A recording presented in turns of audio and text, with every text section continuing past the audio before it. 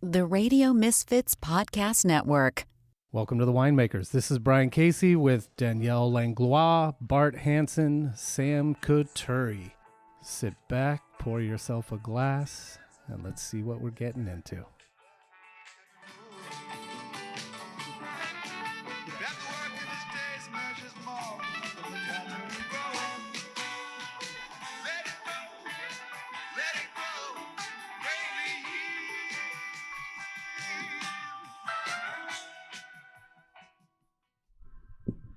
Let it grow, Bart. Welcome to the Winemakers. Sam, thanks for the intro. A little Bobby to start us off. Yep, as I was trying to say earlier, as a fan of the Grateful Dead, but not that experienced in the Grateful Dead, I've really enjoyed getting to know Bob's music since his passing, unfortunately. It's super unconventional. I was hearing somebody, one of the, I can't remember. Oh, David Lemieux on Sirius XM talking about he was working with some editor who had never heard the Grateful Dead, but was like well versed in music, and they were playing some Bobby song. It was Estimated Prophet, I think, and this editor goes, "Is this 7/4 time?" And he's like, "Yeah," and Bobby songs were not like 4/4 standard. Like he was so dyslexic and couldn't read music that he just wrote these songs that were. You go and listen to them; they're totally wild in their timing and the way his rhythm guitar was, and sort of like backwards to a classical rhythm guitar player. So yeah, all the credit always to Jerry, but the contributions that Bobby made are probably going to be harder to fill than the hole that Jerry left as far as musically.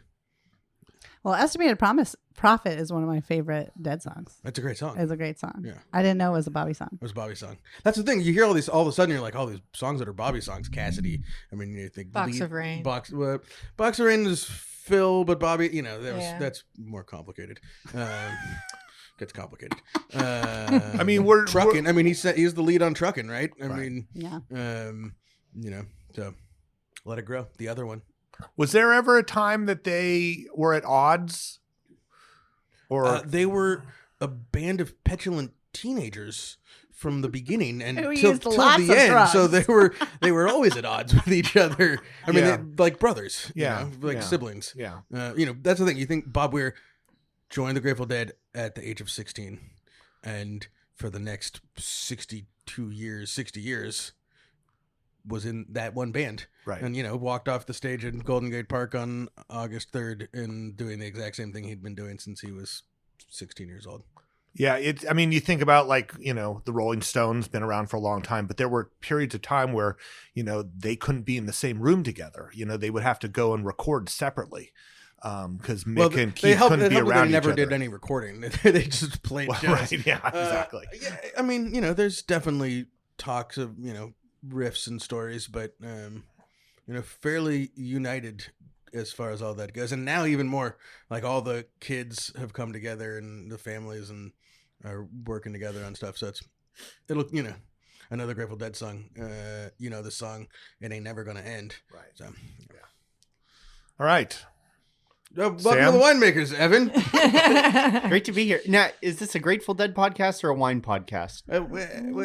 Both. Yeah. We'll Today, see. it's a Grateful Dead podcast with you as our guest. All right, I'm fine with that. You did, and I don't know if how far in advance you plan your content and your reels and your posts, but this morning, if you don't follow, the reason Evan is here, he's got a great Instagram account, Evan _ at 2 underscores, Evan _ Roscoe, and this 2 morning, underscores. The 1 underscore one was taken. screw that, Evan, the other guy, or girl, this one you posted this morning did have Althea as the soundtrack. Was that in advance of this, or did you have that in the queue anyway before we reached out to you last week? So when I pick music for my videos, I go into my Apple Music library and I hit shuffle, and then I just keep skipping songs until I find something that feels right. Okay. I like And that. so today, I think I posted it at 8:45. Yeah. Today at 8:30 when I was trying to figure out what I was going to do. Althea was the song that passed up. That's my daughter's name. Oh, wow. Did you realize that? No, I realized magic. The magic of Apple Music and Instagram working together. Clearly, It's, you know, Algorithm What is magic. your It's Evan? What is your Grateful Dead connection or non-connection? so Have when you been to a show? I've never been to a show. I had a friend who was working sound for Dead and Company and would travel around with them, and that was pretty cool. My uncle lived with us when I was a little kid, and his favorite band is the Grateful Dead. So before I knew it as Uncle John's Band, I always knew it as Uncle John's Band. But yeah, welcome. I've always liked the music, and it's, you know, But you wouldn't call yourself a Deadhead. I'm not as intense into it as you are. This is I'm a casual connoisseur. Right. and now more than any time in my lifetime, it's fucking everywhere. Right. I mean, this weekend you watched a football game. This weekend, like every intro and outro and at every commercial break was a clip of a Grateful Dead song. Well, and the whole obviously thing, the timing of it, but right. you know, it's But all the time now. and then the whole thing with the connection with Oregon, right? Right with and yeah. With that thing that they signed. I mean, so that's there also, and you know, It's around. creeped into all corners of, including your wine life if you listen to this podcast and drink 16600 and some others, but Expanding the collective consciousness. there we go. There you go. All right, well, this podcast is going to turn quickly. Well, welcome, Evan. Yeah, Evan sort of came to our attention with these reels that you've been posting. You know, you work in wine marketing. You know, I've sort of poked around your LinkedIn a little bit, but the things that you're posting on your account aren't necessarily about any brand. You know, I'm sure you work for some great brands and you can shout them out if you want, but they're really more sort of turning the camera, turning the lens, turning the mirror on us in the industry in general. And so I was really excited to talk to you and kind of find out where you got that perspective, kind of how you came into all of this, and especially the one that you posted, I guess last week with the guy picking the grapes with the wooden box, which I gave you shit about earlier in the harvest season, I think, and just, you know, talking into the camera and, you know, dropping knowledge. So introduce yourself a little bit, and then we'll get into some of your more probably controversial. So posts. I'm Evan Roscoe. In real life, there's no underscores in between the names. Oh, okay. But It's not on your driver's license. no, but so I grew up in the hills of Napa, a little cabin with a bunch of holes in it, and then I decided, okay, I'm going out to Chicago for school. Lived out there for a better part of a decade. Came back and wasn't sure what I was going to do. What high school did you go to? In Justin. you went to Justin. Okay. Yeah. So I was on the Solano side of the county line. So it was, and I was homeschooled 2nd through 8th grade. So it was go to Armio as a 110-pound, 5'4" homeschool kid, or go to Justin. I thought, okay, Justin's probably the better choice for me there. Fair. Yeah. So I started doing photos for wineries, you know, a couple spots that I went to high school with the kids, and that was my end. And then I started working in 2020. Wait. We got to go back. You said Chicago. Yeah. So you went to Chicago. What happened in Chicago? So I got what is technically a history degree, and then I ran legitimate businesses for people who own construction companies. With emphasis on legitimate. So I was running like overnight diners, like kind of seedy bars, spots where, like, you know, people who had like it was a lot of people who had like plumbing or concrete businesses, and they wanted not trash companies. That's a different. That's New Jersey. No, but it's all people who like they wanted a bar where like they would go and they would own it, and like if it made a little bit of money, like that was good. But I think in hindsight, they were more interested in losing money so that could offset profits from somewhere else. While sounds like a lot of wineries that I've heard of. I'm pretty much in the same business now. Losing money for rich people. Yeah, but I got I'll go to the winemakers. I got tired of the negative 40-degree winters and dealing with the people I was dealing with. Not all of them. There's a lot of the people that I really liked.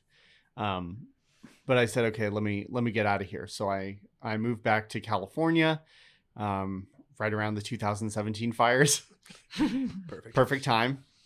And and then was kicking it around for a bit, working on stuff. And then in 2020, I got involved with Save the Family Farms, which is it was lobbying for permitting changes in Napa County. Okay. Because it's just, it's incredibly, if anyone operates a winery in Napa County, they know that the permitting is incredibly restrictive. We had Lindsay Hoops on a few months ago. Okay, so we dug in pretty deep on that stuff. Lindsay can go on about it for hours and hours and we hours. let her. Yeah. Oh. Well, it's like it's completely destroying her family's life. And it's just, they're not the only ones. No, and Lindsay's one of my best friends. Yeah, and she's an advocate for it. Yeah. So. Yeah. If you're interested, go listen to that episode because it was my favorite episode from 2025. Save the Family Farms is actually how I met Lindsay. Yeah. Which then branched out, and because everybody knows her. That you did one of your bricks checks was a Hoops Vineyard. Yes. Yeah. the roadside bricks checks were pretty much anywhere that I was at a vineyard shooting something and I needed content for the next day, and that would be the deal. So I think so. You just like running with a refractometer in your Okay. And picking one grape. Picking one grape. Yeah, because you got to keep it. If you're doing it scientifically, you have to do it the same in every the single berries every time. So it was a single berry because some of those berries cost like $20 a berry. Well, the first one was in Tokeland, and the berry was $25 a berry. I did it, and Andy Beckstoffer was watching me. And I come back and he's like, "Oh, well, are you going to pay for that grape?" he let it slide. Thank you, Andy. And then I was going to say, and then like 3 days later, there was an invoice in your inbox. I took it from the client's row that I was shooting for, so that I figured that's how I got away with it. Well, no, it was on your client's bill for sure. I didn't take it from somebody else's. Every ton matters. Yeah, every grape matters. Every grape matters. No, I think that I love your videos. I feel like they have a very Wes Anderson vibe, which nod to that. I love those movies. And I was going through them and they're hilarious and super fun and bring a little highlight and levity to wine.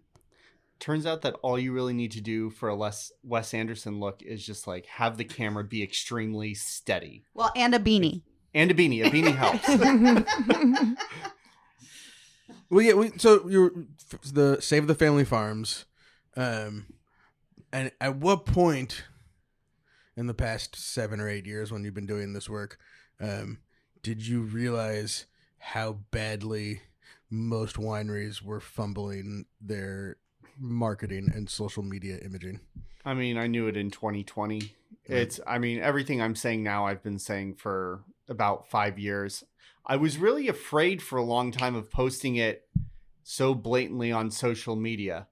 And then something happened in the last year when, everything is in collapse that I thought, everybody's saying this, everybody, or everyone's thinking it, everyone's saying it to each other, but nobody's saying this online.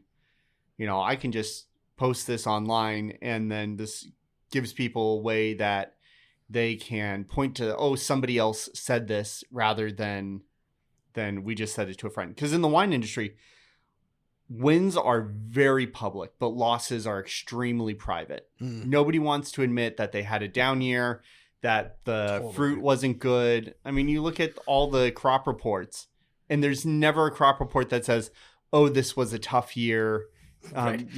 Or like the fruit that came out this year wasn't good. Like even the 22 crop reports were like, this was a fantastic growing year, and you had a heat dome right in the middle, right before harvest. So I actually, in my email that we sent out this morning, made a joke that about 2026 is the best vintage ever. Right. It's fucking January 13th. Right. Best vintage ever. Yeah. Great year. Yields were awesome. Fruit tastes great. Can't wait for the wines to come out. Yeah, I'm excited for the 25 stuff. Oh. 25 is actually. Yeah. It's very, very. I mean, very good. it's if you didn't need to get your fruit to like 26 to 28 bricks, or like if you were fine pulling off between 21 and 24, like you got an extremely long hang time. Yeah. Like it wasn't super adverse. Like there wasn't a lot of rot from the rain at the end of harvest. So it's. I mean, I think it's going to be fantastic. What I've tasted out of people's barrels and tanks was good. You know, and from the roadside bricks checks, like The roadside bricks. How high did lots of any of your bricks? What was the highest number? 24 was the highest. I think 24 was the highest. Yeah. I was going to make some wine as for like some garage wine, but the vineyard I was going to pull from didn't even get over 20 and a half. So that got Make scrapped. some garage rosé. Yeah. Yeah. You know, I didn't clean out my garage in time. This was an excuse for me to clean out my garage, which I've done it now. So maybe, you know, I have one whole year to fill it back up with stuff so that I don't have to do it this year. Well, you know, if you really understand the wine business, you'll know not to make wine. So you could find reasons not to. But yeah, so did you have wine in your life growing up? Was your family involved in the wine world? Other than being in Napa and going to Justin, where half the kids, you know, last names are plastered up and down Highway 29. My family really didn't drink. Okay. You know, and I was so disconnected from the world of wine in general. Like occasionally there would be a box of Franzia in our fridge, but other than that, just wasn't there. I mean, my family originally, I don't know if you remember the Cheaper or the Cigarettes Cheaper stores, Yes. but that was my family's thing. Okay. So self-service gas stations. There So was if one you like had right to pump there your on gas in the United States, it's my Trancas and- grandfather's fault. Yeah. Yeah. Yeah. It seems like there wasn't there? Right there on near where the Mighty Quinn, or maybe it became the Mighty Quinn smoke shop.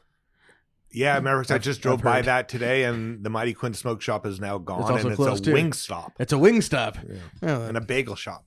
perfect. So, Yeah. I mean, I was so disconnected from wine, though. Like, I went to school with Lucio Mondavi, Right. who's in the Charles Crew section of Yeah. them, and I didn't put that together until like maybe my junior year of college, and we're in the wine aisle, and I was just like, "Oh, wait, hold on, I know that name." Yeah. so how did you started doing some content for wineries? Was that something that someone approached you, or was that something you pitched it to somebody? How did that all happen? What brought you down this road?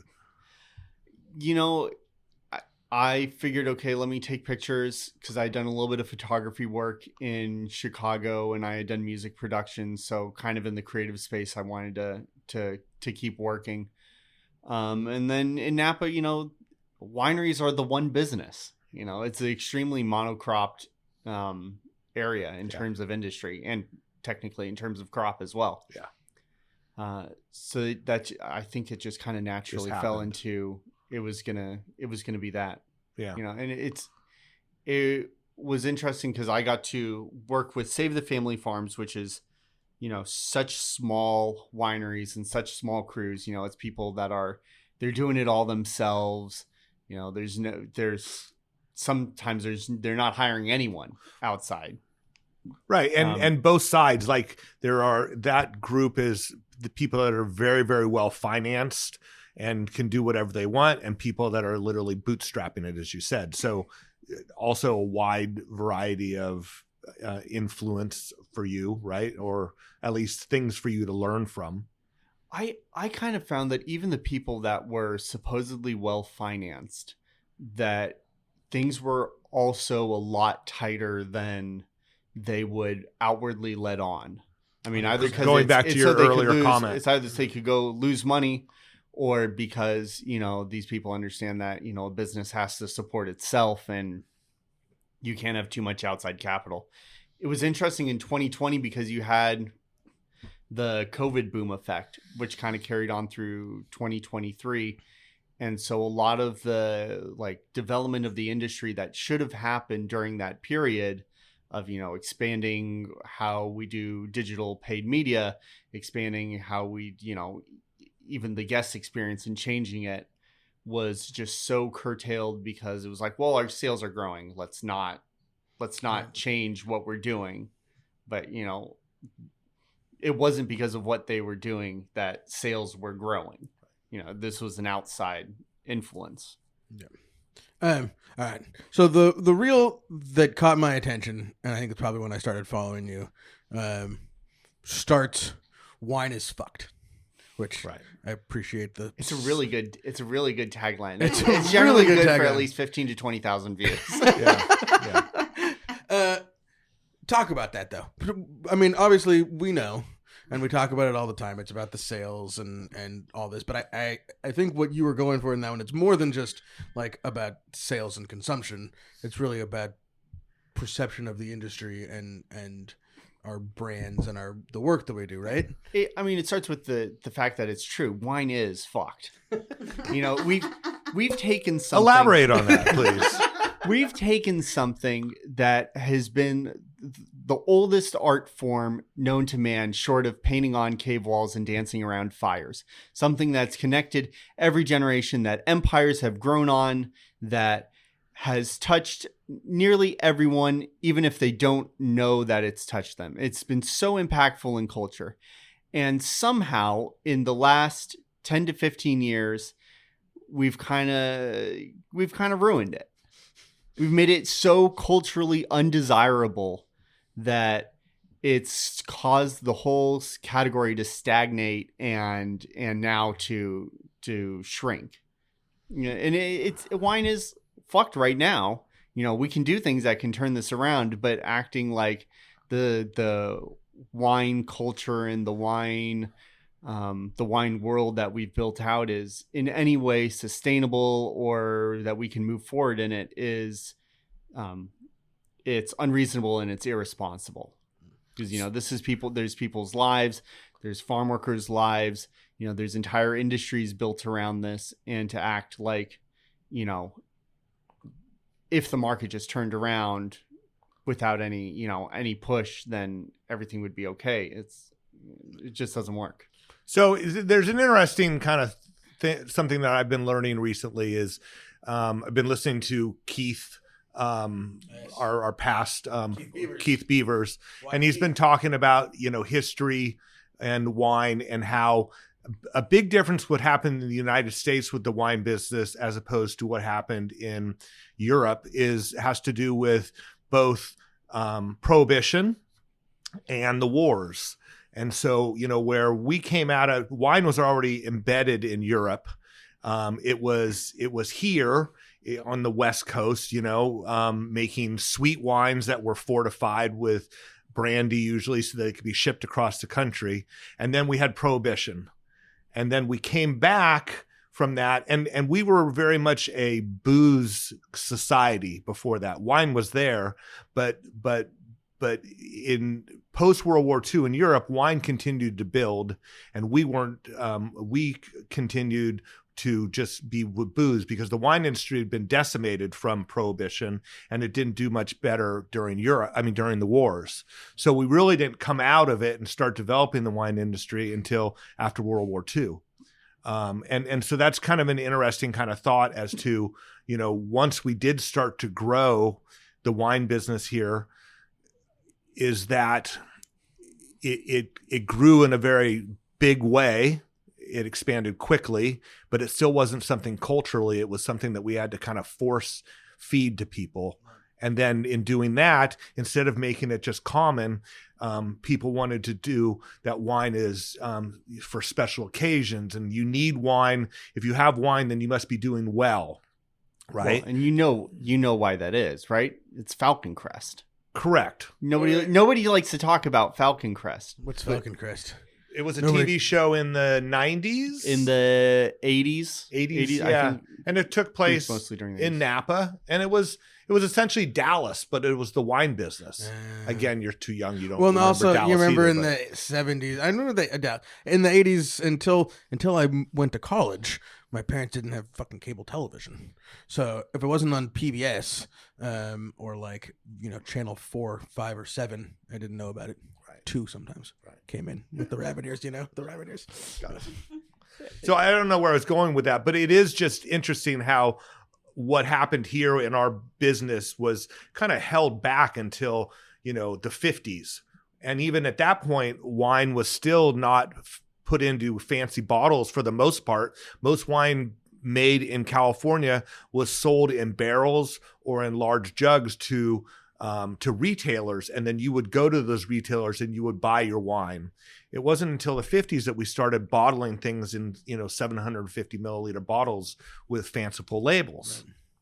Right? Where Europe was way ahead of us at that point. And so societally, wine was thought of something that just wasn't for everybody, and booze and beer was. Right. So anyway, sorry. I just wanted to kind of, I'm curious what your thoughts about that. So wait, what happened on Falcon Crest? I know. We can go find Falcon Crest is essentially, it's a soap opera. Yeah. Which at some point in every episode, they are making a blending decision, or there's something that goes on with the winery, and this just contextualizes it as this is an expensive family in Napa Valley, at Falcon Crest, the estate. Yeah. So and the rest of it's just the regular soap opera, with all of the things that come with that. But they it was That's such what I'm wondering, because I need you to have watch a this. pretty good memory about Jasmine's looking it up. So it was just a part of the story. It wasn't. It was just main a part event. of the story. It was there was a placement, winery family on it. Okay. Yeah. It was enough that if you look at the years that Falcon Crest is on the air and put it up against retail sales of wine, it pretty much matches up entirely. That's a really interesting. The moment that Falcon Crest concept. goes off the air, it starts to trail off, and it doesn't bump up again until Sideways comes out, and which has its own. What are the its dates? own What are the years market on effect. Falcon Crest, Jasmine? You're looking right now. Oh, the 80s. 1981 for 9 seasons. You can get it free on Tubi and Plex, or you can pay for it on YouTube or Amazon Prime or Apple TV. So 81. Yeah. 81 to Interesting 90. little Falcon Crest plug Yeah. there for Yeah. all the streaming services. This episode brought to you by Tubi. So a time where I thought that wine was fucked was when there was a Zyrtec allergy medicine commercial, and it was a guy in the vineyards and then going to the winery, and it was so this is where wine has become. It's part of a allergy commercial. Right? It's has wine arrived now? Side effects may include death. Right. But drink some wine and some maybe wine, you'll yeah, live. I think any placement is good placement. We've kind of removed ourselves from the cultural story by saying, oh, this is only for special moments, special occasions. Yeah. And, it kind of needs to just be everywhere. Taylor Swift is sitting on the couch drinking a bottle of Sancerre, and the thing sells out immediately. It's just one of those things where the more that people have an opportunity to see it and to see other people drinking it, it's viewed as a safe choice. Right. And this is also kind of why wine marketing has gotten so messed up, is everyone looks at spots like La Crema, Kendall Jackson, Robert Mondavi, and says, well, whatever they did, they must have spent a lot of money on their brand research and their demographic research, and so we should kind of copy what they're doing because they've already spent that money and we can piggyback off of it without having to spend that. But people don't understand that they're playing a different game than every other winery. Because when you go into a grocery store as just an average wine consumer, you're trying to pick something that's as safe and approachable as possible, that you're not going to dislike and you're not going to get made fun of at the party for bringing it. And Robert Mondavi, Kendall Jackson, a bottle of Rombauer, these are all extremely safe choices in the grocery store. But for everybody else in wine who isn't in every single grocery store, you need to stand out and be a little bit edgy or do something different. Because if you just try to blend it on the shelf, you're never going to beat the share of mind advertising that any of those brands have done. Right. Yeah. So, you're sort of hinting at it, but in that reel, especially, and in your caption, you talked about solutions and ways that, as wine marketers and sellers and such, we sort of start to reimagine how we communicate our messages. You kind of talk about some of your ideas. I mean, you're in the ballpark, but lay them out a little bit. I think this is something I was thinking about last week. The wine industry really wants there to be one easy, simple solution to where they can get customers. And I think that the solution is that they need to change. I don't know what exactly that change is. And I don't think anyone really knows what that change is, because it's going to be different for all brands. I mean, we have, how many thousands of brands in the Napa, Sonoma area. They could each be trying to do something wild and different, which would bring in people from outside of the wine world, or would at least offer some variety. I would just sit down and think, okay, what about your brand makes you completely different than everyone else? And it's not going to be, we're family farmed, because everyone has a family farm. Or even if there's just one other person that can say that, right, it's not going to work. You just think, okay, what can set me apart from everybody else? And then you lean into that. I think that in the next 5 years, as we go through a replanting cycle and capital starts to free up in the wine business, we'll start to see brands that hinge around artistic concepts or ideas outside of being so centered around the agriculture. It's like fashion brands. Fashion brands hinge around things other than the craftsmanship or the materials or people working in the factory. It's gone around everything other than that. Like even Hermes, which is like extremely high quality craftsmanship, extremely high quality materials. It's still, their marketing and everything else does not revolve around like showing pictures of people in the factories making the thing. But like, there's rich so much people else. buy Hermes, and rich people don't care about the people who work in the factories, right? Like the wine industry is supposed to tap into, like, the rich people are still buying wine, but we're trying to tap into a market of making wine accessible to everybody. And the thing about wine is that it can be really punk rock, but the details are in how it's farmed, who's making it, what decisions are being made. And I think people are scared of that information, thinking that they have to be like really knowledgeable to know that kind of stuff, but they don't. They just have to be interested in it. Mm-hmm. And I think that's why natural wine got a big thing, because natural wine's punk rock. It's like, no, I'm going to take chances and I'm going to be different. Sometimes the wine's going to suck. Sometimes, I'll never say that though. Every once in a while, Right, you can't. If you're trying to sell something, how are you supposed to say, "Oh man, we made 100 gallons of this wine. Now it sucks, but we're still going to sell it to you"? Like, you can't say that. But it's. I do think though, when we're in this as deep as we are, we can get really caught up in the process. Yeah. Of like how we made it. The vineyard and we love this shit, but that's what makes it different. The show probably like to hear about the rocks that we grew the dirt. The wine. Well, and to you, I 100%. That's what makes it different. Yeah. But you come in with, you're pre-burdened with the knowledge of the difference between all those things. Mm-hmm. If you pull the average person off of the street and we're talking about soil types, it's kind of like. If I went to you, like, let me tell you about the 4 different types of glass making in 18th century Britain. Yeah. It's just like, this is just not interesting. It's glass. No, I agree with you there. But I think that that's what's kind of sexy about wine, is that it's like, there's so much work that goes into it, and there's so many different decisions that can be made. And so it's like, you as a person can, like, you can go out there and be like, you can just drink a bottle of wine and be like, I like this, and enjoy it. Or you can be like, ooh, I like this. Why do I like it? Right. And then you email the winemaker. And if it's a small brand, the winemaker is going to email you back and be like, oh, you like that? I'm so glad you like that. This is what I did with it.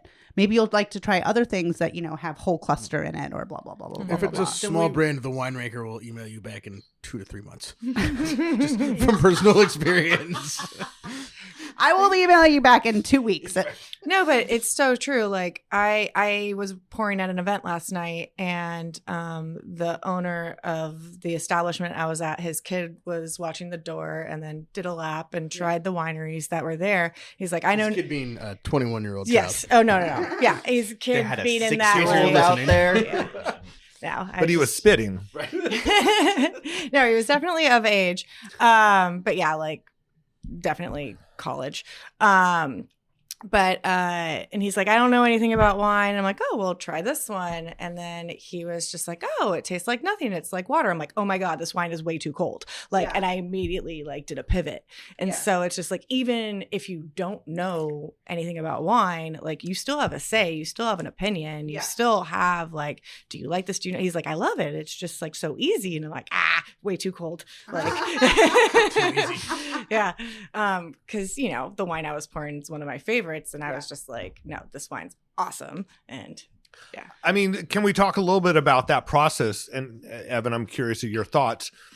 When you have someone and you're tasting with either a tasting room personnel or the winemaker, so many times we spend the time telling you what the wine is and why it's that way, as opposed to letting you just taste the wine and then ask questions of it.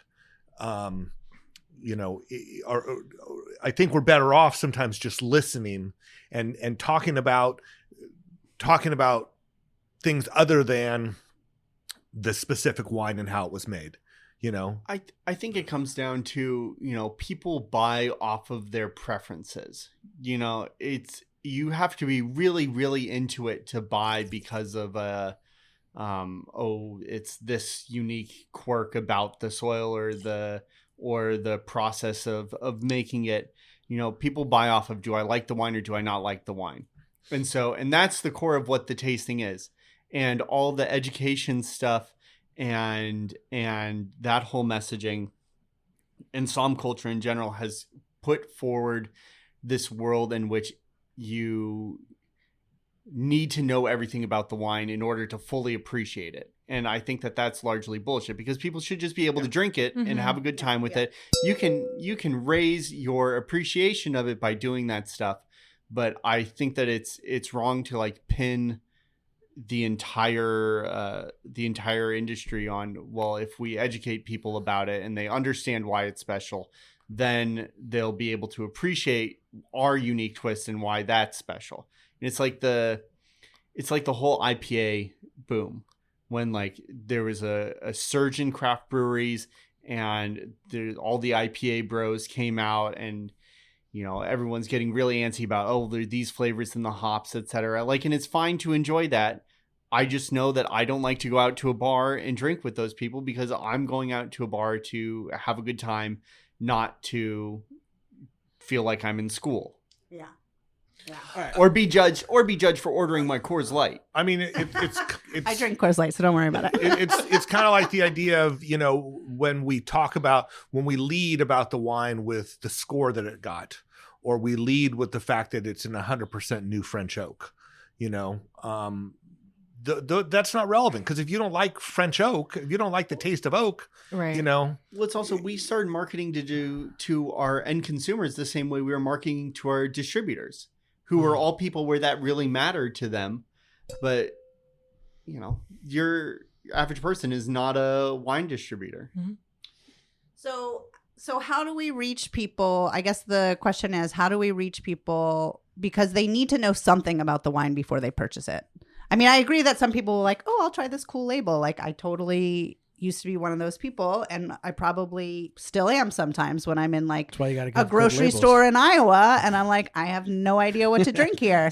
From Try this one. recent experience you're speaking. And let me add to that. Basically, if you have a new client who comes to you, or a new brand that somebody wants to start, and they come to you to help them with that, and it's a winemaker who's saying, I did all these things, and that's why my Pinot Noir is different and better than that guy's Pinot Noir.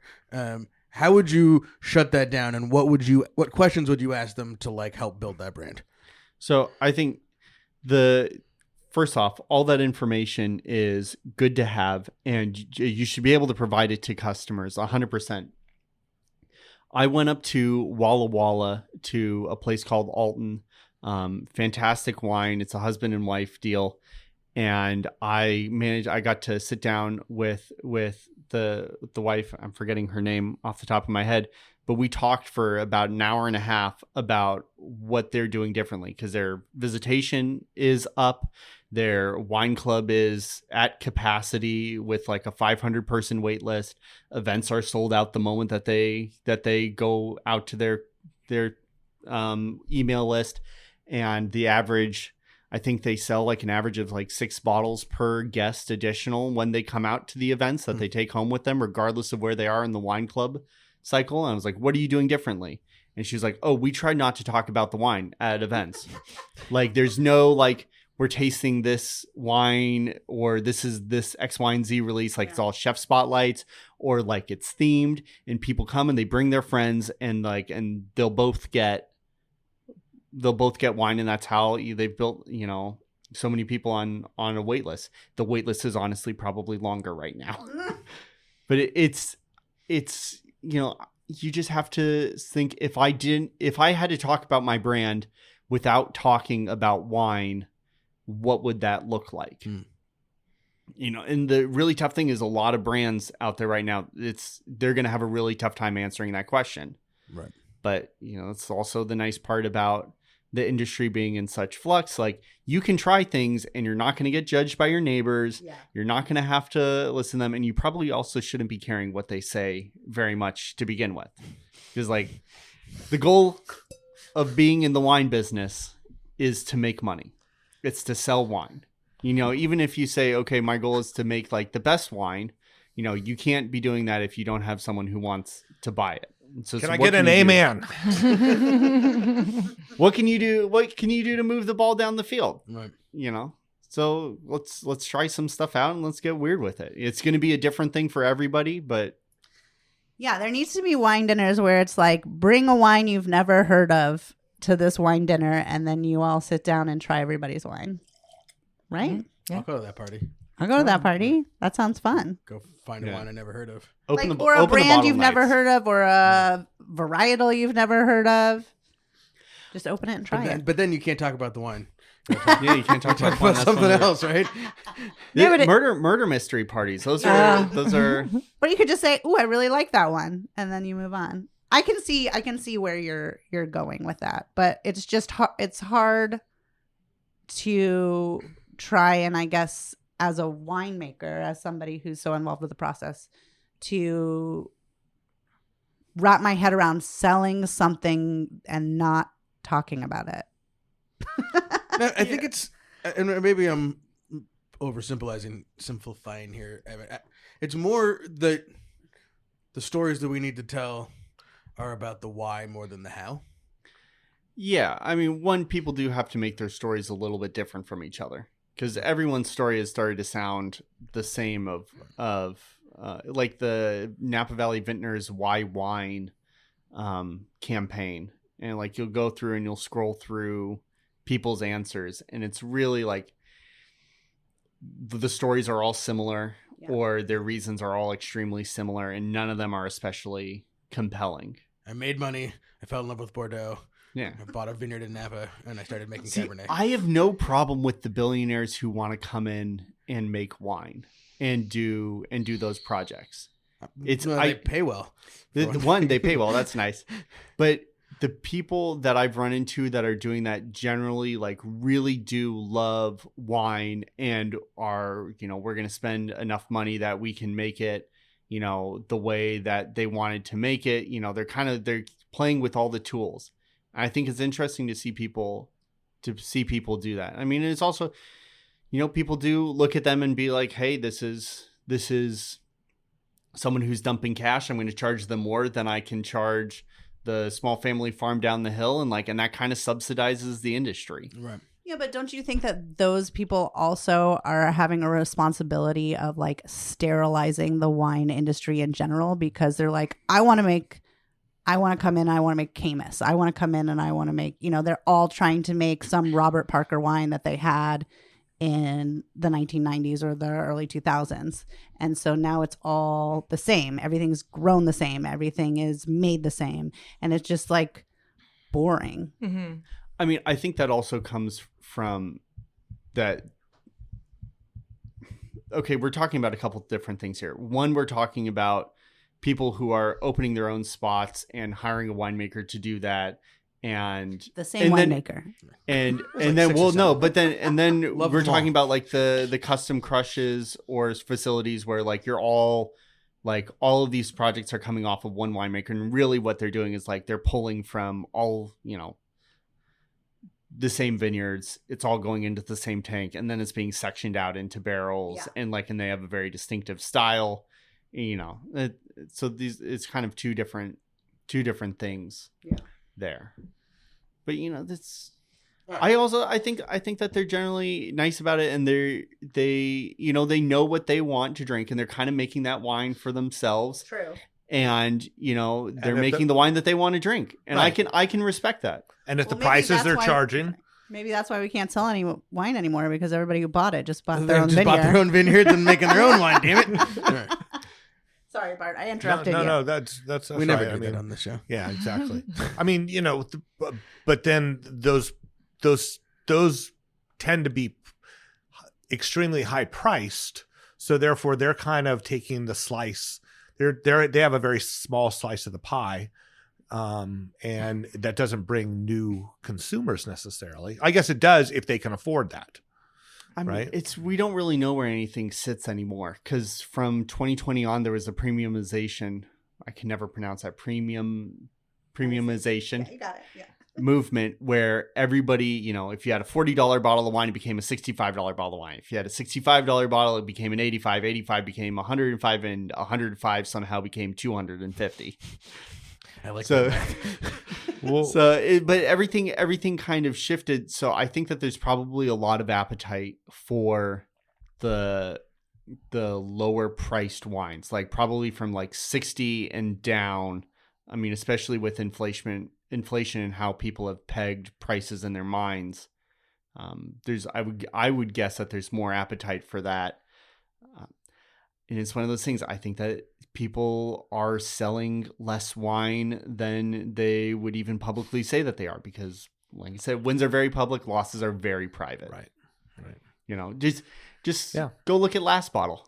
Look at who's selling on Last Yeah, Bottle. there you go. You know, and this year especially, you know, as people have needed cash to make mortgage payments and everything else, a lot of stuff has gotten offloaded through there. But you know, it's all good wine. Right. It's not like the wine is bad and that's why people aren't buying it. I think it's price and it's messaging. Okay, so there's no restrictions, permits, money, whatever. You're starting a winery right now in Napa Valley. What are you doing? I'm figuring out a concept that wouldn't have anything to do with wine. So what's the world and lifestyle that this lives in, and then making a brand that revolves around that. But if it's For what wine- you for would wine- want to do, not just like Oh, your I'm recommendation. buying fruit from Chris Morsoli, and and we're client, I assume. he's a good friend. So they're just south of the Nebom parcel, right up against the hill. It's really they're part of the Rutherford Dust people. Where like it's tilled to hell and back. I keep trying to bring him to the cover crop, the pro cover crop seminars, and he somehow gets out of them at the last minute. Well, he's got a he's tractor disking. pass to do. Exactly. Yeah, no, It's but not I mean, fluffy enough. They make really good. They farm really good fruit. That family's been farming it for 115 or so years. You know, it's everybody wants it. So I would probably buy fruit from there. Okay. And I just go to a Custom Crush. But no, I mean, like, what would it look? What would your perfect? Yeah, how are you going to sell Yeah, it? what's your Everybody brand? can make Oh, one. how am I How are gonna you going to sell it? Well, I What's the story? gotta figure out the world there. But I'd figure out the world, and then I would do partnerships with other brands or other groups that are completely outside the world of wine. So I'm not reliant on trying to advertise and cannibalize the wine business to generate customers. I would say, let me see where I can pull from like a shared interest with the brand or someone who's already built up an email list that is willing to come in. I think it's one of the reasons why, like, I'm really happy that Soho House is opening something up in Sonoma County. It's bringing people in, and we're just working off of their email list. So for those of you, Soho House is based in New York, right? And it's not a hotel group. It's a private club. It's a private club that deals in real estate, right? And so they've taken over, for the people who don't know what this is, they have taken over the project in Kenwood that was the old Greywood Ranch, which was part of the Auberge. That was who started developing it. That was the first attempt? I believe it was, yes, or one of the first attempts. And the whole thing about it at the time was they were going to build these cabins that you weren't going to see because they were sitting on the hillside amongst the trees. And then the fire came through in 20, and now there's no more trees. And so they have started the construction again, apparently. Yeah. And they even have named like that they're going to open in 2027, which I find to be ambitious. Right. But yeah, Enterprise did some work out there, some vineyard and some olive grove work and some road work. Did they actually get something planted? No. So they started developing. They started, yeah. But that was before Soho Group came in, right? It's complicated. Of course it is. Basically, it was with this. It was under the whoever the holding company of the Soho Group for this property is. But basically, they had a set amount of money for agriculture work, and then when we spent it all, we were done. Yeah. We probably spent it faster than they thought we would. I think it's interesting though that they landed on Sonoma, because I know that they were looking at spots in Calistoga before, and they got pretty far along in a deal there, and then backed out to go do that. Then they met the Napa County Planning Commission and decided. Wow, oh my God, that's terrible. Sonoma's bad, but not almost as bad. Yeah. I've read through the depositions in the Hoops case, and I mean, there's points where a county employee is asked whether a news crew can come to a winery, and the county person says like, well, they can come, but they can only talk about Napa Valley wine in general. Oh, the news crew can't talk, and you can't talk about anything other than like in general. I'm like, have you ever heard of the First Amendment? Have you ever heard of not asking permission? That's my take, but yeah, no, I mean, I don't think you should have to ask permission for a news crew to come out. I am definitely for building regulations in the ag preserve and the watershed, but the way that it's set up now, it requires you to build something that's like 10 times larger than you would ever need just to have tastings. Right. And you think, okay, well, there's got to be a better way of preserving agricultural land than saying we need to rip up hundreds of acres of agricultural land in order to preserve it. It doesn't make sense. I mean, unfortunately, that's the way planning is at this point. If you want to open a restaurant, you have to have enough parking spots, right? You have to have enough bathrooms. You have to have all those things. I mean, I understand the bathrooms part. I understand the things inside the building, but to say you have to have so many parking spots, is tough. Rules that some of these wineries, Jasmine got me to go to one of the Gems meetings last year. Shout out Napa Sonoma Gems. And wherever the property you're at, I don't remember exactly, but they are allowed to have 24 visitors a day, or like 124 a week. And you do that math real quick, you're like, well, no, so you can't have 20, you really can't have 24 people a day, because if you have 24 people a day, you'll have to close on Friday. And just like these completely arbitrary rules and decisions on how you're allowed to sell your product in Napa Valley, that, even though Sonoma County is a clusterfuck when it comes to permitting and, everybody's favorite 4-letter word, PRMD, at least they're not as like that far into the weeds as they are in Napa. Well, it's just like, how are you supposed to have businesses? How are you supposed to have the small little guys that, we need? I mean, they tried to tell Stu Smith, the Smith Madrone, that like you can have 100 people a year, but 0 people per day. Right. There you go. Right. Yeah. It's just like, don't you have other things to work on? Like, I mean, if you have on, he has a lot to say on this subject. You've not been the first person to mention him, and we should work on getting him. Yeah. Well, Stu, if you're listening, you're probably not, but if you are, or somebody who works for you is, I'll text it to him. Okay, perfect. So one of the things that we were talking about when you came in was part of your videos are why aren't there kids at wineries? And I have kids, Sam has kids, Dane has kids. You have Yeah. Dane is a kid. Sorry, Dane is a kid. Bart has kids, and you have kids, and so it's like I know some wineries, like my family is coming out right with their young kids or whoever, and they're like, where are the family friendly wineries? And I think that's also a big loss in our market too. Other than hoops.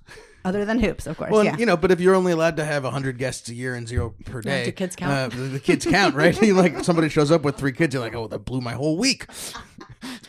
well, I just like want to know, like, is it a traffic reason? Like, what's like, why? I think that the kids thing is large. It's self-imposed by wineries because winery staff don't want to deal with kids. Like there's this idea that the kids are always going to be running around, making noises, making messes, which like sometimes that's going to happen. But As if drunk adults never do that. Yeah.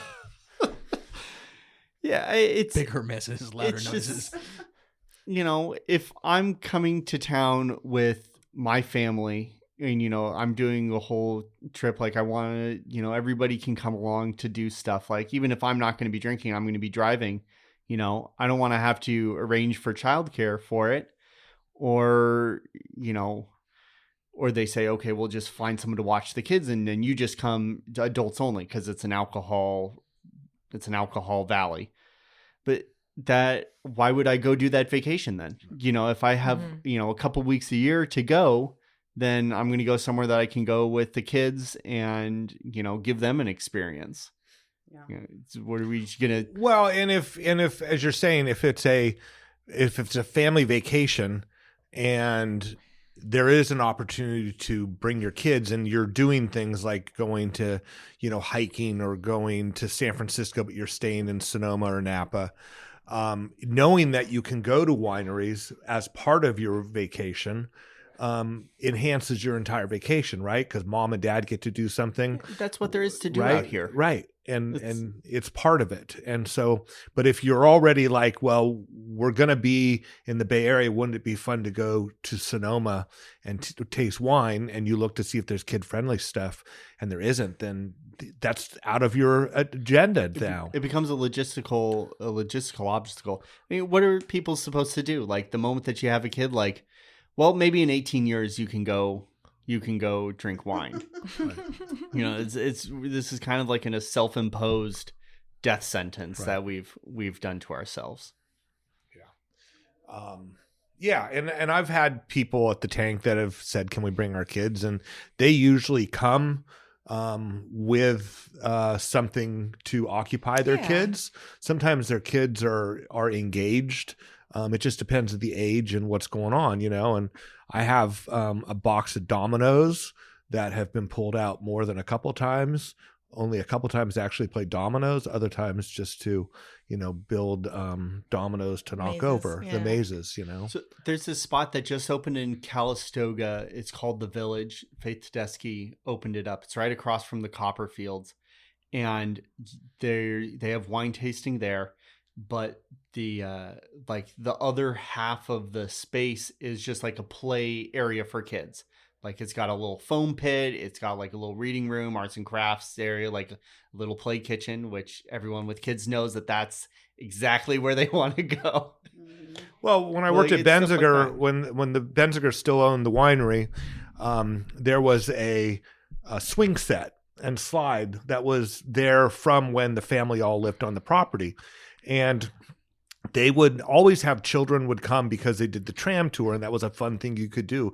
Take the kids on the tram and go through the vineyard and see the cave. And then parents would go and taste, and we'd always see kids up at the play yard playing on the swings. And, parents come out, they check on the kids, they go back in. So they were able to have that experience. But the minute the corporation bought them, that was the first thing to go, was that, because then it was a liability. Yeah. I mean, insurance plays into everything. I think at the point when insurance doesn't play into it, that, you just have to hire staff who are going to be okay with having kids there. And, it comes down to a hiring decision, and it comes down to a culture decision. The wine culture, I think, has been very anti-family, anti-kid, anti-anything other than the prosumer. And that's it. By leaning into the prosumer aspect of it, you've alienated people who could be, avid consumers, but kind of catering to the 1% of people who could enjoy wine. So I have an experience which irked me at a winery I was working at, where I had just given birth to my second baby, and I think I was working again. But they asked me to come in on a Saturday to meet with somebody special. And I said, oh, great, but I have to bring my baby. I'll come in, I'll say hi, but I'll have my baby on my chest. And they said, no, don't come in. Oh my gosh. They said, no, don't do that. I was just like, well, I don't expect, they were like, well, can't Dan watch the kids? And I'm like, no, my husband has other stuff to do. And, right. I'm breastfeeding my baby. And so if you want me to come in on a Saturday, that's my family day, and I'm happy to come in. And I don't think that they're going to be so disruptive. They're fun. They're nice kids. And especially a newborn. I was told don't come. Yeah. So. Well, and my favorite thing, our events, we throw a lot of events, and the ones that are here, especially, I love watching the children, and I love seeing club members get together that didn't know each other because the kids started becoming friends. And it's so awesome to watch. And even a couple of our customers will tell us yeah, my daughter said she missed you and wanted to see you. We're like, yes, I will always give you crackers. But no, I think it's good for children to be around this kind of culture. They're not in front of sometimes they're in front of a screen, but they're out and about with their parents. They're interacting in different environments than they wouldn't have otherwise. And it's not only the wineries that are at fault here. I had college friends come in from out of town, and so I've got my daughter with me, and we're trying to pick a place for lunch, and there's I'm not going to say the name of it, but it is part of a restaurant group, and it's near Inglenook. And I called in and saying okay, we've got, 6 people or 5 people and 1 kid. And they said, but she's not going to eat, but she's small, the booths are tight there, but she's small. This is not going to be a deal. And I had the host just very angrily over the phone, scold me, that counts as a 6th person. And so you'll be charged a full 20% gratuity, on top of the bill, because it is 6 people. And I was like, that was not any of the thing I was trying to get around. But we did not end up going to lunch there. We went somewhere else. Yeah. You can still bring kids to Oakville Grocery. Well, I love Oakville Grocery. And there are really fun things for kids to do here. Bart mentioned, there's hiking, but there's also in Sonoma we have Train Town. There are parks everywhere. Thank God for Train Town. Napa has one of the dopest playgrounds I've ever been to.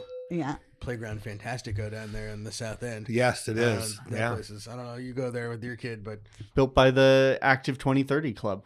Yeah. I don't know what that means. So I'm surprised you're living in Sonoma County and not knowing what the Active 2030 Club is. Pretty surprising. It's much more of a Santa go to Rosa. dead shows. We talk about Santa Rosa based organization. Yeah, and so I do bring my kid to dead shows, by the way. Yeah, so it's a group of people in their 20s and 30s who want to. It was originally started by people who were generally too young to have leadership experience in the Rotary organization.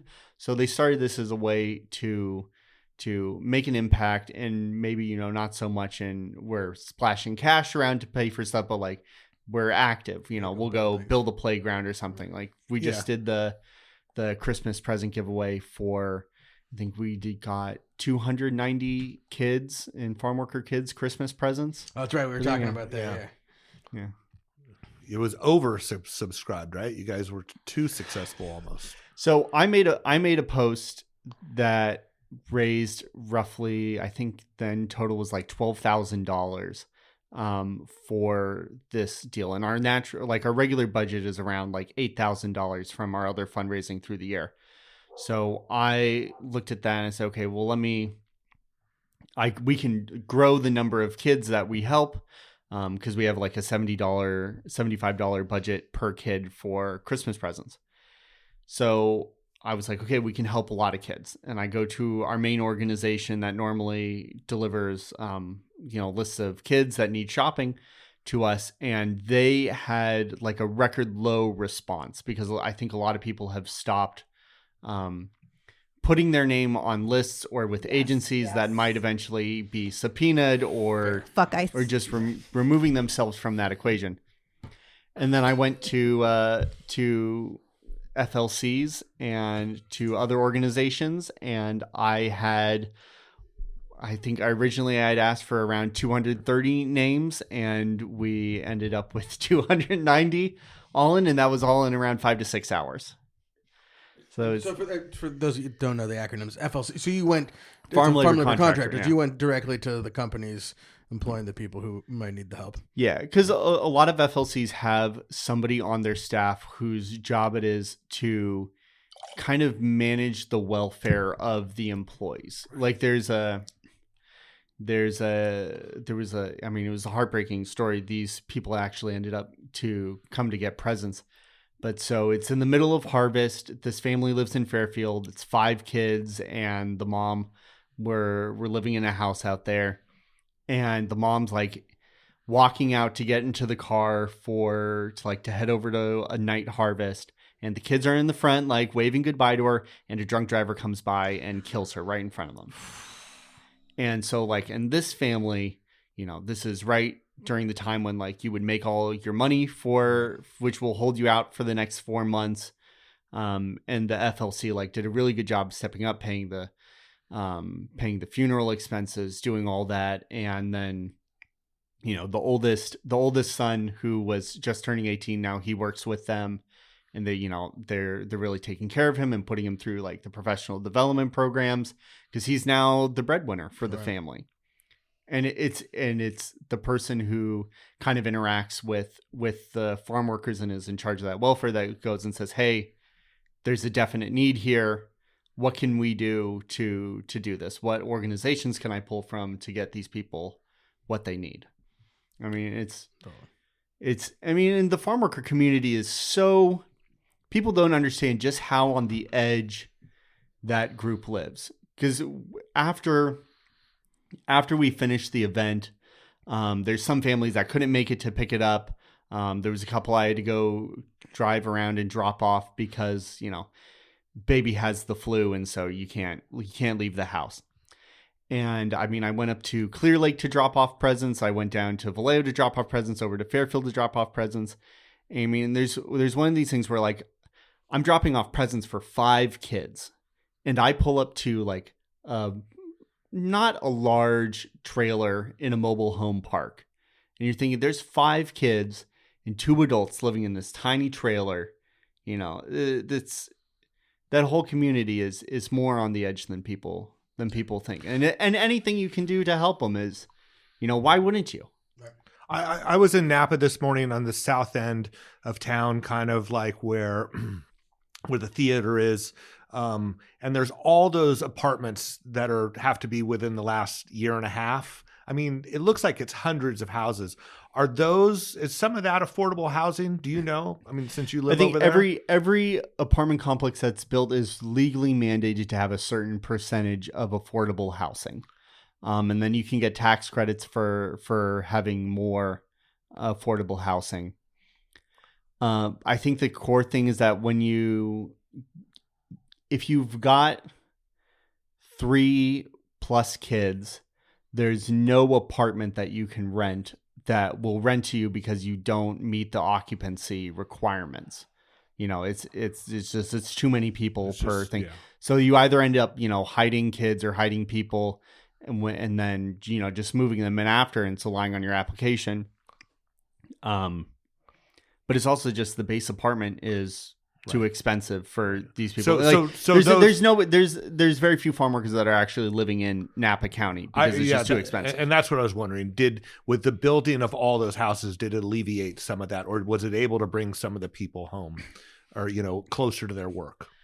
I mean, there's probably some, but I mean, it's even if you said, okay, we're going to have 100 apartments open up tomorrow. It's a drop. It's a drop in the bucket. Yeah. And there's a lot of people that you can talk to that are better versed on what exactly the farm worker community needs. I'm not the person for that, but I just know that there's a lot of stuff there, which it ties into the reel that I posted this morning, mm-hmm. Right? Which I think that people should stop showing farm workers in their advertisements, because a lot of the wineries that are doing it to kind of get this authenticity marketing push are not doing enough for their farm workers. They're not profit participants. They're a lot of the times it's people that are on somebody else's vineyard crew, and sure, they've paid a lot for that vineyard crew to be there. But it doesn't, they're not getting paid for name and likeness and there's no NIL deal for the farm worker. Right. Well, and that's an interesting perspective, because for me, I think people need to know that there's farm workers. I think people forget that wine is a fruit product and it's an agricultural product. And I don't think, especially with the way our current administration is going, I don't think people realize how food gets on your table. Yeah. I agree with that. I just think that you need to do more for the farm workers to where you can say that this is a point of pride. Yeah. I think that farm workers in Napa Valley are treated extremely well. When you go across, the state and across the country, we have so many more programs and professional development stuff, and other growing regions look to Napa specifically because of how much money the wineries do spend in developing the people outside of just their field work. Shout out to the Farm Worker Foundation. But it's still, there's brands that lean into that don't necessarily deserve to do that. Mm-hmm. And then there's brands, where you go Joseph Phelps, Inglenook, where it's largely people that have worked with that company for years, and they've got benefits and, they keep them employed year round. So it's mm-hmm. not seasonal and all that stuff. And when you go out to do photo shoots and video shoots with them, they're very conscientious of don't show people's faces. Don't, we're not exploiting their image for our marketing. And then you get out there and those guys have been out there forever and, everyone wants their picture on the website and but then you go to another one where it's not that same situation and they don't want their mm-hmm. pictures. And you have to say, I'm only hands. Yeah. Only hands in the fields. Yeah, I think it's a very fine line between wanting to show a sense of authenticity and that these are really handmade, hand-grown by real people, and during extreme conditions, and then versus when it veers into the category, the region of exploitive. How do you? I guess the no faces piece is a good way around it, but I think to your point, a lot of these people are working for these companies for a long time. There's a lot of pride in the work that they do, and they want credit and they want to be shown as the people who are making these things. How do you sort of walk that line with your clients? It's generally, regardless of what they say, if I get out in the field and the farm workers want to be shown, then great, I'll show them, because they've made. They've consented to it. For the ones where, if they're really obvious, they don't want to be photographed or something like that, I'll shoot around it and you know, if the client complains, and I won't. No, I'd rather have that fight with the client and then just not get paid for the shoot than to put someone into a position where their image is out there and they didn't. It's like showing your kid on social media. Right. Mm-hmm. You know, it's like the kid can't consent to it. Like Advocate, even when the kid knows generally, like, oh, this is going online, like you don't really understand looking at something. I think like the guy carrying the bin one that I posted the other day. I want to talk about that one's I think up to, it was like 111,000 or something when I walked in, and that's a lot of people. Yeah. You know, if you said I'm going to get 111,000 people in a room and talk to them for 1 minute, you know, it's terrifying. It's daunting. Yeah. Talk about that one specifically, and obviously you posted it after. Everybody's supposed to know her name, and I'm forgetting her name. The woman in Minneapolis who was murdered by ICE. Yeah. Miss Good. Renee Good. Yeah, good name. And you posted it, you know, sort of without comment. But talk about the experience of working with that crew that day, and that guy in particular who clearly, I mean, I'm sure he's the class clown of that crew. 100%. I talked to two other members of that crew, like asking them to be the person for that shot, and they're like, "No, go talk to him." And so that one was actually, that was at Morrisville. That was in the 110-year-old Zinfandel. Yeah, I was going to ask you what that vineyard too. Yeah. There's a lot of Irish pressure. The fruit that comes out of there is still really good. It's just the leaves. It's ugly. The vineyard is ugly, but it's the fruit is really good. Yeah, they were beautiful old gnarly head trained vines. Yeah, which are hard to, and with no trellis or irrigation. I mean, it's hard to find in Napa. You go to 110 and see how good you look. Right. No, those vines would look way better than any 110-year-old person. That's for sure. Yeah, but he got. I had to add the music to make it a little bit somber, because if you just watch like the full like 5-minute uncut thing, like it's really funny. Like it was like a stand-up routine that he was. It was so funny. It was we like white people. There was around 20 more of those that I cut out. that was the most serious version of it. But I mean, I like that whole crew. You know, there's a couple people that are new every year that cycle in and out, but most of those, I mean, there's two guys, two brothers that are on that crew that have worked their entire professional lives. You know, everyone's been to each other's weddings, to funeral. It's, you know, they're fully baptism and quinceañeras. Exactly. They're fully, I don't know if they're godparents or not, but it's like that kind of relationship. Yeah. But I mean, and they've just been there forever. And it was, I would love to see the uncut footage. I'm not going to lie. I would definitely want to hang out with that guy in a vineyard and eat some tacos after a pick. Right. Yeah. I posted that without any commentary because I think that I don't have a voice of authority in that. You know, I can have an opinion on it, but it's not really my opinion that should be voiced. You know, it's the people in the affected community have a right to kind of set the tone and set the opinion on it. And, you know, rather than go and say, you know, I'm going to use this person's message or what they say in order to say a certain message, it's let me let him just say what he said. Right. Now, I think that, I mean, what really struck with me on that one is the rhetoric, the treatment, the actions of what's happening, you know, with ICE and the rest of our government are intended to sort of be dehumanizing. Yeah. And just the way that you did that, you know, strap that. I don't know where you found the box. We can talk about that later. That box was I had to drive a really far distance to get that box. I've had it for a couple of years. But it was just so human. I mean, you know, and I guess that's why for me there is value in featuring the people who are making these products and growing these products.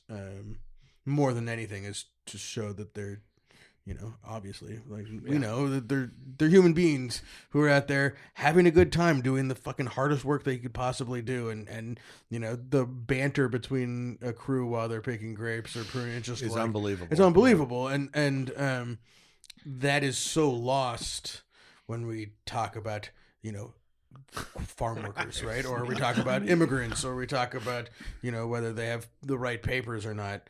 And just the more that we can do things like that, and they're in their own voices, with not too much editorial in the way, I think is the biggest value that we can put in there. I mean, it's one of those things. When I worked in Chicago, there were some spots that I worked at that I was working with really not good people. Like there was a guy who I worked with who he came back from Mexico and was like, "Oh, let me show you this video I took on my phone." And he was like at an airstrip, like one of like the airstrips in the middle of nowhere, and they had tied a rope around a guy's head, buried him in the thing, and then the plane takes off and decapitates the guy. And he's laughing about this. Like he has seen this, like he's not a good guy. He's on the side of like, okay, we should probably remove this guy from the equation. But so there's that element of like, I understand that there are bad people in this country who have immigrated for bad reasons. And then I also know that, there's a lot of people that, either came here legally under H-2A, or like there's some cooks I worked with in Chicago. I won't talk about anyone who's in Napa just because that, but there was cooks that I worked with in Napa who in Chicago who had like made the desert crossing and were, they had walked for a week in 110 plus degrees heat with like just whatever water they could carry just to get over so that they could, make a life. And these are some of the best people that I know. And like, if someone's willing to put in the work to exist at near starvation and dehydration just so that they can work, like that's who you want. Yeah. That's who you want to be your neighbor. Right. That's who you want to be your friend. It builds up a strong community.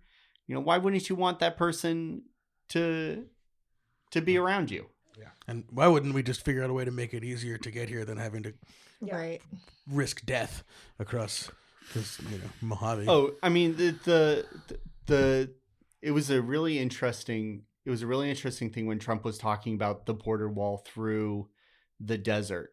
And I mean, I had talked to those guys for hours and hours, and them telling me stories about, what that crossing was like. And, a lot of the people that went on that trip, like just on their specific one, like died, like the women that were there, like were raped by the coyotes. Like it was really, it was a bad thing. And I was like, if we can open up immigration and work to them, like Reagan did when he was governor, like, and then completely get rid of that desert crossing. Right. If you want I am all in favor of that. Yeah. Right. Just the total sum of human life should not be reduced by the way that our immigration system is set up. Yeah.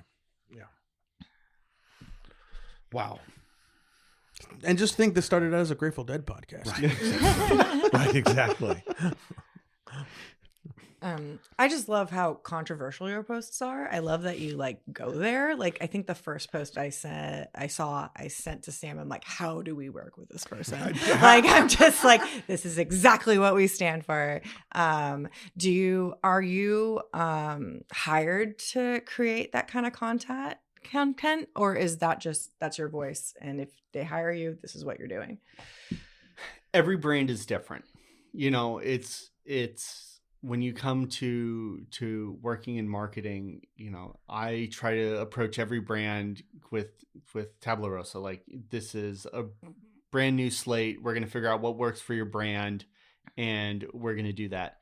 The shit talking the wine industry is not what's going to work for every wine brand.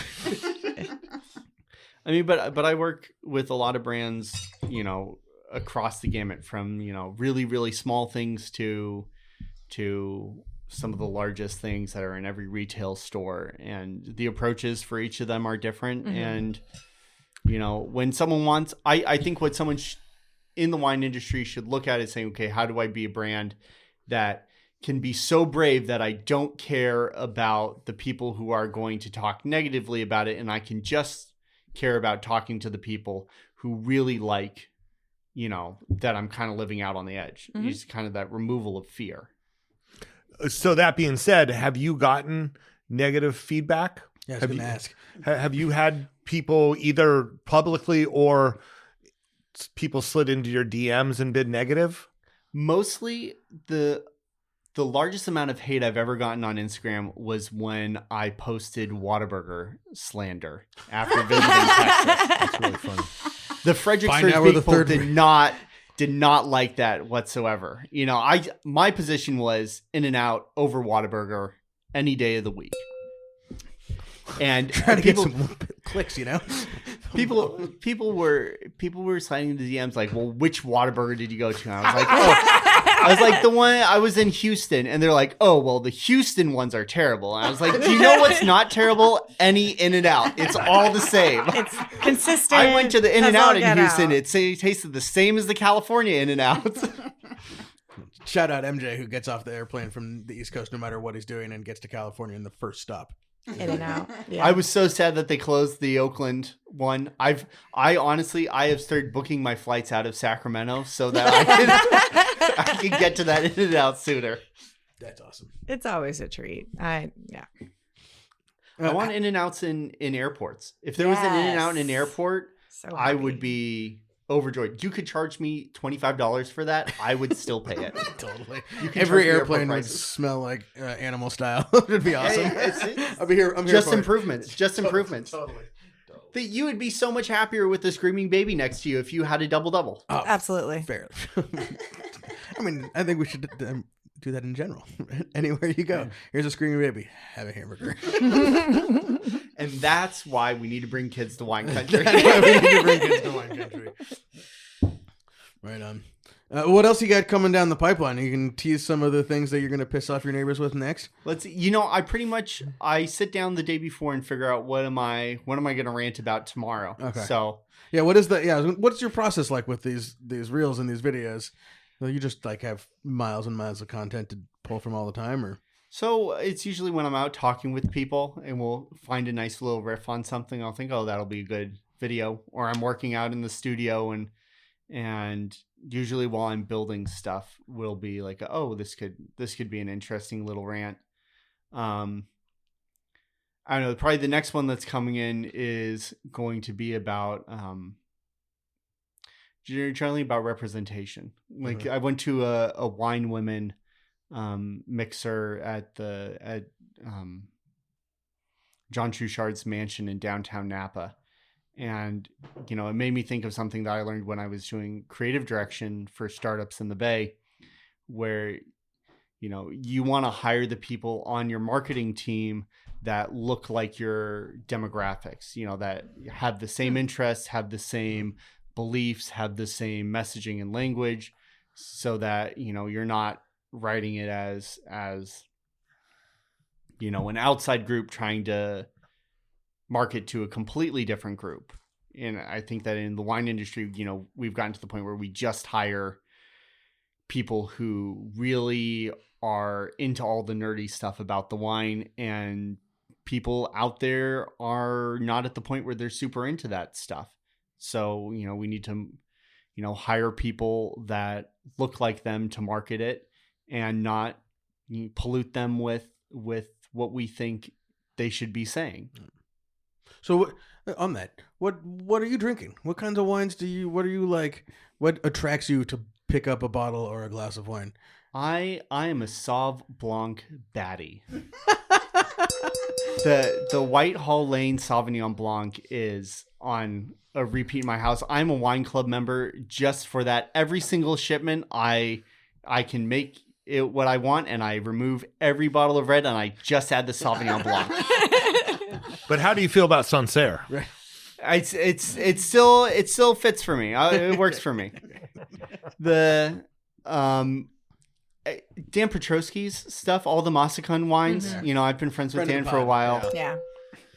I love him, and he's pretty much the only person that will hand me a bottle of some like weird varietal that I've never heard of. It's got a funky name, and he'll say, "Oh, you have to try this." I'm like, "Okay, I should probably try this." Dan's got extremely good taste. He's made it that Pantone color blue just tastes good when you see it. You see that and your like mouth starts watering. I don't care what the fuck. So it's it's on. safe to say that you like acid.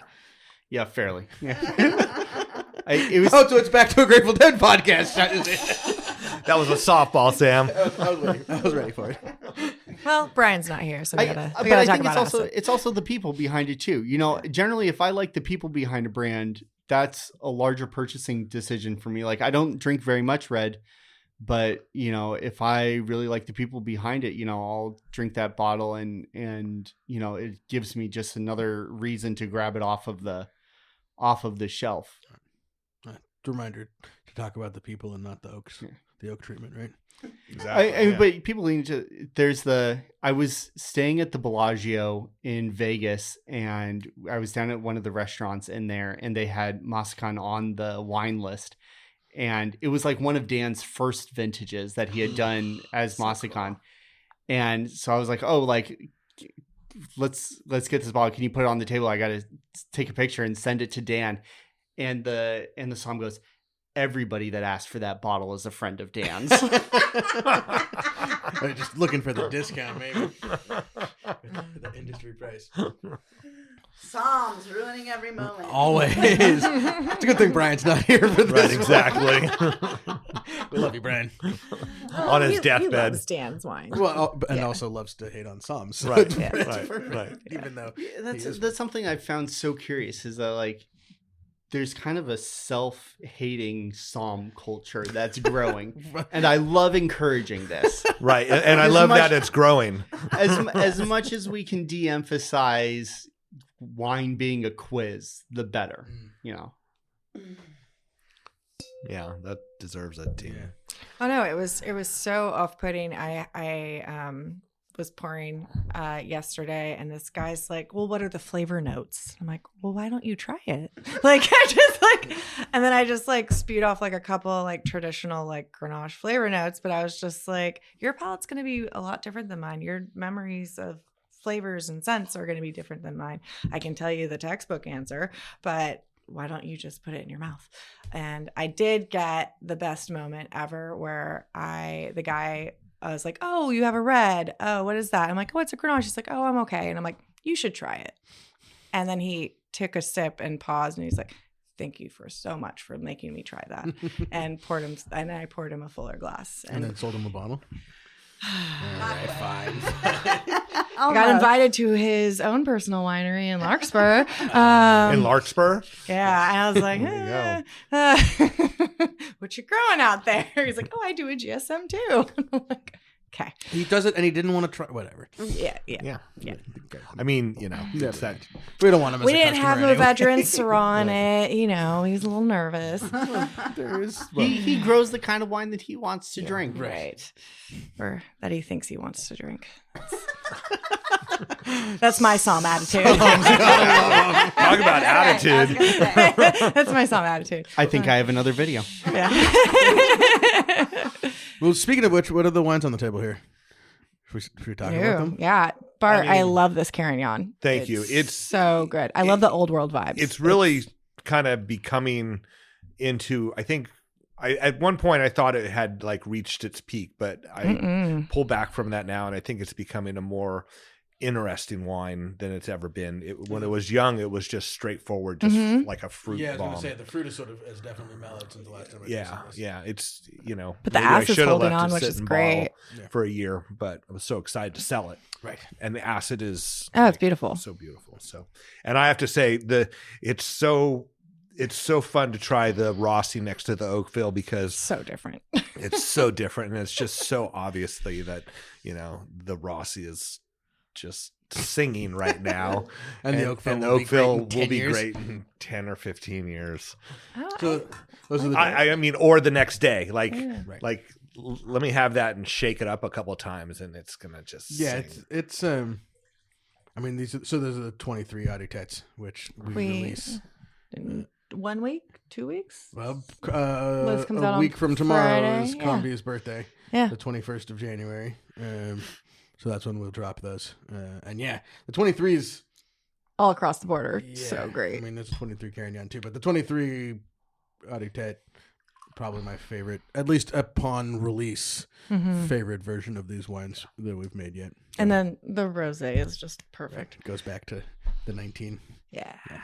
So, Evan, what's something that you're feeling real positive about of the wine industry right now?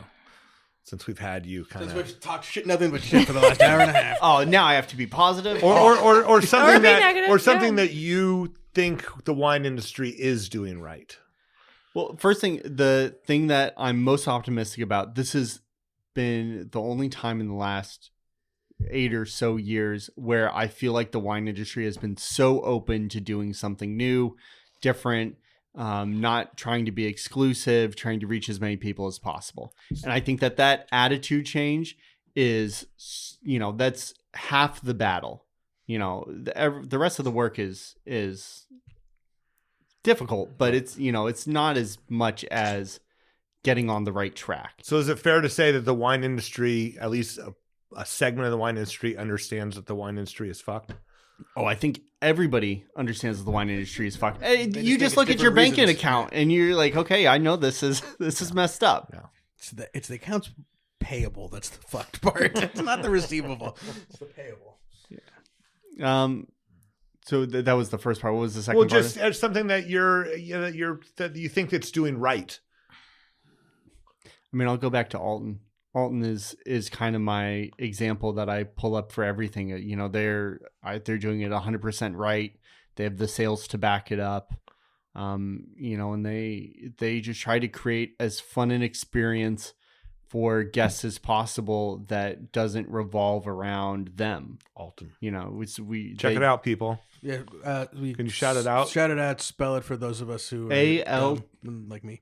Alton. Okay. It's in Walla Walla. Okay. It's a beautiful tasting room. Is there a tasting room downtown or is that at the property? It's at a property. They have. I don't think that they grow very much at the property. I think they're going through a replanting cycle there, or they were at least they were about to. But it's bordered by like an alfalfa field. Which is the other great part of Monoculture. Well, not monoculture. That was one of my favorite things. The first time I flew into Walla Walla, and you're like flying into wine country, and you're in for the airplane. You got a window seat. You want to check out the vineyards, and you don't see a fucking vineyard anywhere. It's like, well, that's a wheat field, and that's an alfalfa field, and maybe that's a vineyard over there. It was refreshing. I think Lots Eastern of Washington, just especially for wine, is so beautiful. And then you'll go out to a spot like Red Mountain. You go to Col Solare with Stephanie Cohen. They're making the wine, and she's doing a fantastic job. I think she's newer on the side of being like head winemaker for stuff, but you wouldn't be able to tell. It's fantastic juice. The vineyards are great. Great drainage for those of us who really care about vineyard soil. So get down in that rocks. It's 400 feet of We're that going. shit, We're going right? back to the winemakers part of the podcast. But yeah, and in Napa, I think we're going to start to see a lot more really interesting things come out with the new permitting regulations for special events, and you can have people up to a picnic table. I think it's going to give people a lot of opportunity to branch out in what guest experience looks like outside of, we bring you in, you sit you down, you taste through 5 wines, and then we give you an order form and kick you out so that we can get the next group. Right. Mm-hmm. Well, Evan, I was going to say Alton. Evan, can you shout out your socials and how people can find you, whether that's wineries looking to employ you or just people that want to... Sam's trying to... Right, Sam's looking, beat you up. looking to follow you around. Any Psalm death threats, I think I'm moving to New York soon, but for everyone else, so my Instagram is Evan Roscoe with 2 underscores in between Evan and Roscoe. I'm starting up a marketing agency in the next couple months here aimed for wineries that want to branch out and do something different and want their messaging to reflect that. And that's going to be called Extra Cetera. which I've got the Instagram handle and I've got the website. I just have to build the website. Is there a wine brand called Extra Seta too? It's a good name. Well, unfortunately, I've got the URL. If someone wants to buy it off of me, I'm There you go. I can come up with another name. And then you have a pretty active YouTube station, right? Not no, really. no, not YouTube. The other, you post your videos on Vimeo. Some of my longer form documentary stuff is on Vimeo. I got a piece with Michael Sandoval, who opened a spot in Spain now called Elysium, which is fantastic. And then I have a couple. I saw the pieces one I've from done the Honorama one. That was from a really good Onrama. one. Oh, Onrama is fantastic wines. I never understood contextual based wines until Onrama, because the first time I had it, I thought this is not for me. And then I went out there and they've got a charreria set up, and they're one of like the top charreria teams in Mexico and the US. And so they were doing practice, and I was out there filming them, and you've got like the horse sweat and dirt and manure, and you've got all that smell in your nose. And then you sit down and like they've made tacos and you drink the wine, and like paired with everything else that's going on and all those scents and all those flavors and just how tired you feel at the end. Like it's the perfect bottle of wine for that. Yeah. It was a very nice piece. So, and then stuff for Tres Perlas too.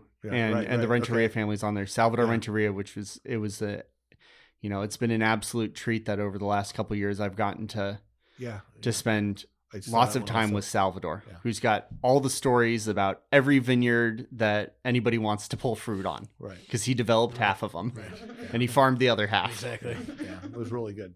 So, all right. Well, thank you very much. Nice meeting you. Thank you for having me. Evan.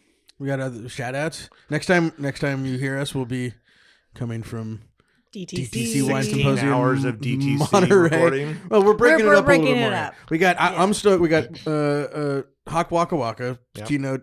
Opening keynote. We'll talk with her. Your buddy Dusky. Yeah. Steve Gross, now president of the Wine Institute. Is that allowed to? Okay. No, they've sent out a press release. Okay. And if they get mad at me, like, come find me. Are you guys going to the California Unified Wine Symposium? No. Okay, well, even though you aren't, I will be Okay, there you will be. speaking. Okay, good.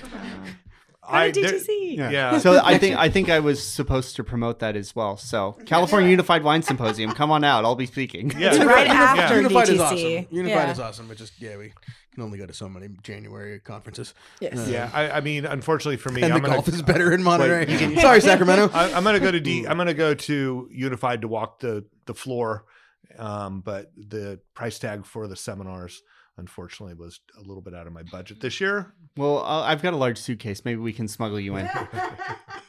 You've already kind of gotten the talk here. Right. There's other speakers. I mean, they have a pretty good lineup. But there, I mean, but they're not me. nothing like DTC. There you go. Which one is sponsoring us? I don't know. Hard to say. What else is going on? So, Audiotet released these ones we just tasted. Yep. Philippe's birthday. Happy birthday, Philippe. We just announced our Valentine's Day dinner here with Jesse Hunter Kilt, who Robert Hunter's daughter, who's an amazing private chef based out of Santa Rosa. The menu looks so good. Yeah. And we're only doing one turn and limited seating, so I might not actually get to go to this event, which sucks. I have to work at it. Yeah, sorry. Isn't it awful when you got to actually work? Do your job. I don't know. I managed to avoid it as much as possible. Anything else? Sonoma Sips is coming up. Thank you to the Chamber. the chamber and the vintners and growers supporting that. So that is March 15th to April 15th. It was like mini tastings, right? Mini tastings, or I think every winery will pose it the way they wish, whether it's, for $15 you get to taste, a limited tasting group, or some people will probably just be $15 just to get people in. So that's, again, trying to just get people coming to Sonoma in the off season. So hopefully that'll be well attended. Oh wait, isn't there other news that we should probably share? What's that? The new president of the Sonoma Valley Vineyards and Growers Association. So I am the ex facto new president of the Sonoma Valley Vintners and Growers. sound so excited about it, Bart. No, I am. We have a great board and a great team, and I'm looking forward to, this is a 2-year stint. So I look forward to, trying to work with our wineries and push forward some agendas that, we feel positive about. Right, Sam? Yes. So Recruiting new members. or returning members. Or Returning members, and hopefully, be able to push our unique to Sonoma Valley green initiative here. Yes. And I think that's something that we need to capitalize on, Yeah. right? I mean, Absolutely. Organic wine sales are up. yeah, it's one factor of it. So, anyway, yeah, thanks. It'll be fun. Congratulations. Thanks. Remember, shit rolls uphill. Oh yeah, no, I understand. I understand. It's funny. I had a conversation with John Toolsey here just recently about, something that he and Mark are working on, a wine and food festival for 2027 here in Sonoma Valley. Is it Rhone themed? No, I don't think. I think it's just a. Like a Okay. food and wine. Yeah, Oh, like nice. a Awesome. food and wine. I mean, we festival. should have one. Yeah. Yeah. And John has John's the one that's really pushing this, and he's got good support from local hotels and the racetrack, and so that's good. Cool. So more on that. I just got clued in on it the other day. So Right. Well, you got read into all the important things. Now. No, not yet, Right? not yet, Got the but- nuclear football and Are we allowed to tease May? yes, it's in the email that went out this morning. We are bringing our Sonoma Organic Regenerative Biodynamic Educational Tasting to LA. So May 3rd, save the date. We will be gathering all like-minded farming wineries that are from Sonoma and coming to Los Angeles to pour at K&L. K&L Culver City. They're taking over the parking lot. They're producing it for us. It'll be a great event. Yeah. So if you're a winemaker who's listening or sitting at this table, maybe Send me an email. Yeah. Send an email to Jasmine or Allie, not to me, Morgan, or Katie, because You guys are responded busy. to in 2 to 3 months. Feels like real targeted advertisement. Right? Really got to be specific these days. That's what I learned. But yeah, Sorbet LA, May 3rd, K&L Wines in Culver City. So make your plans to whether you're a consumer or a producer. yeah, don't panic. It's all organic. It's all organic. It's the only one you can go to, and you know that everything you're going to taste. Super safe. Yeah. So, all right. Thank you, everybody. Subscribe, review. Follow Evan __ Roscoe on Instagram. And see you at DTC. Yeah, we'll see you next week at DTC. And have fun with wine. Cheers.